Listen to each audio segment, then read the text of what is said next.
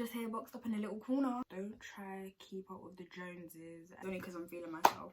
I'll let you take control, and I'm already stolen. You are a case I will be solving. Oh yeah, I feel like Hey guys, it's your girl Joessy. Welcome back to my channel. What's poppin'? What's good? If you're new to my channel, then hey, what's up? Today's video, I'm doing the highly requested how to like buy your first car. So tips on buying your first car.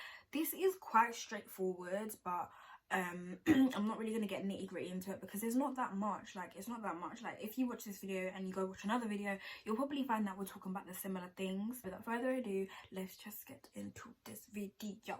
So my first tip is to know your budget. So whether you've saved up 1.5, 2k or 3k, make sure you just know what you're spending on, what you're spending and that, and also make sure that you've also saved that money for insurance. So whether you're going to pay the whole lump sum, which is probably going to be like 2 grand or something, 2.5 grand, or you're going to pay monthly, you still need that £500, £600 down payment to go with it. So don't forget about that when you are saving for your car as well. Don't just think about, oh, I'm going to buy my car. No, you need to pay for insurance, and insurance for first time drivers is not that cheap either. Like I pay like almost 250 a month for my insurance. Part of me is like, why did I tell y'all? But it is what it is. I would say, like, if you're not in a rush, then save up everything. Like, save up the whole lump sum for the insurance so that you can just get insurance over and done with and you don't have to pay monthly.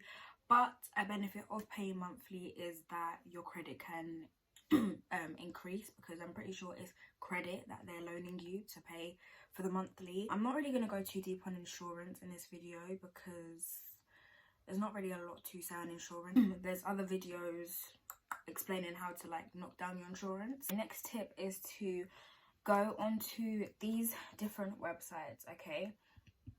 So there's Auto Trader, which is like the #1, motors.co.uk, Facebook Marketplace, which is where I found mine, and a lot of people found theirs. But Facebook Marketplace has like private sellers.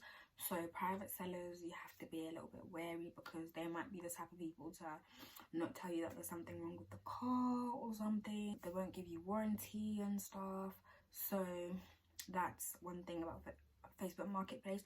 But the good thing about Facebook Marketplace is that you can always find cheaper cars. So that's a really good thing about Facebook Marketplace. Gumtree is also one, and that's literally the same pros and cons with Facebook Marketplace. Those are the main ones. And then yeah, and there's also Carzoo, which I've never used, I've never been on, but obviously I'm just on my car, I'm just looking at the different website. But yeah, those are the websites that you should go and you should have a look on, and look at pages and pages and pages, and favorite the ones that you like. Make sure you read the descriptions for all of them. And yeah, my next tip is to do research on cars. So when I say do research, I mean like find out the prices for parts, spare parts, like if you ever need to change a part, if you're going to be buying like an older car. Find out the pricing for servicing, MOT and petrol. These are things that I didn't even do. Like, I did not do. You need to do that research so that you're not shocked. You need to find out all these things so that you know, okay, can I afford this? How much money am I going to be left over the month after, you know, everything has come out? You just need to make sure that you're very smart.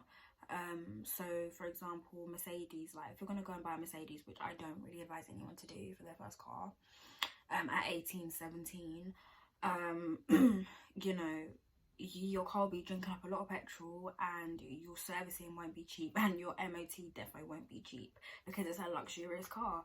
So yeah, my next tip is to not buy a high mileage car. And when I say high mileage, I mean a car ranging from 80,000 to 100,000, because you're not going to be able to keep the car for long. The higher the mileage, the more problems with the car. So you're just going to have to make sure that you take really good care of the car. and make sure that you're always getting it serviced when it needs to be serviced. You're always doing any checks. If you hear anything is wrong, go get it checked out, because it's long. Because if you leave it for long, it's going to be even more expensive. Okay. When I say lower mileage, I mean from 40,000 to 70,000. So if you buy like a 60,000 mileage car, that's perfectly fine, because you have like 40,000 miles to go, probably even more if you take care of the car. My next tip, which two tips which go, in fact 3 of these tips go hand in hand. So I wrote down, don't be fast and look at buying, you know, fancy cars such as Mercedes, BMWs and Audis. Obviously unless you can afford it, then go on. And also don't finance a car unless you have a consistent income, because when you finance a car, you're going to be financing the car for like 3 years. So make sure that you always have an income, and that your income is large, or you have multiple streams of income as well, because it's not cheap to finance a car, especially if it's going to be interest, you know, getting added on top of it every single month. Yeah, petrol is not going to be cheap, and you're going to be in the situation where you don't have enough money to spend for yourself, and you don't have enough money to even put away as well. Like, imagine you pay like 6 bills a month just for insurance and financing the car. What do you even have left?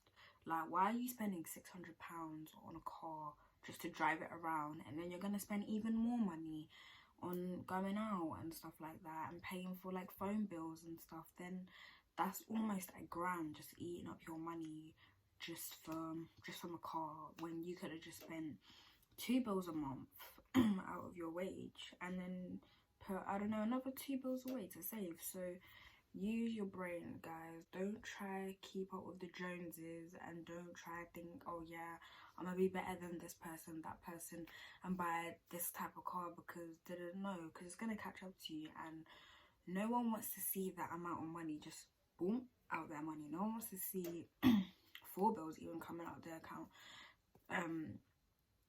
5, 6, none of that. So I definitely don't recommend anyone to do that, because honey, it's not by force. Like, you might as well save your money, get yourself a decent 2013, 2014, you know, car, and go about your business. Like, it's not by force. So my next tip is to look at multiple cars as well. Look at multiple cars. Don't do what I done. I just saw the one car and I just went to go and get it, because I was just so excited and I just wanted to drive. But yeah, just look at multiple cars. Look at different ones that you're thinking. So you're thinking of getting a Volkswagen Polo, go look at the Volkswagen Polo. If you're thinking of looking at the Vauxhall Corsa, go and look at that, and the Ford Fiesta, and then your Nissan. Go look at all those things before you then go ahead and choose one, because I saw loads, but when I saw the Polo that I have now, and then I went to go view it, I just fell in love with it, and then I just bought it. So yeah, my last tip is to bring a mechanic if you can. Not many people do this, but one of my friends told me to do it, and my boyfriend's a mechanic, or he's got qualifications in mechanics, so I was lucky enough to have him to help me check out the car. And yeah, because you always need to check out the car, because you don't want to be buying a dodgy car. You don't want to pay the man and then, you know, get your I can't remember what it's called, the little paper where it says that you're the owner, and then now you have all these problems with the car. No. Okay guys, so those are all my tips for buying your first car. If I missed any, then please let me know down below, or I will also write down any down below. But because everyone was like pressuring me, I felt like, cool, let me just do it and post it for you guys quick time. So yeah, I hope you enjoyed this video. I hope it was informative. Don't forget to like, comment and subscribe, and I'll see you guys on the flip side. Bye.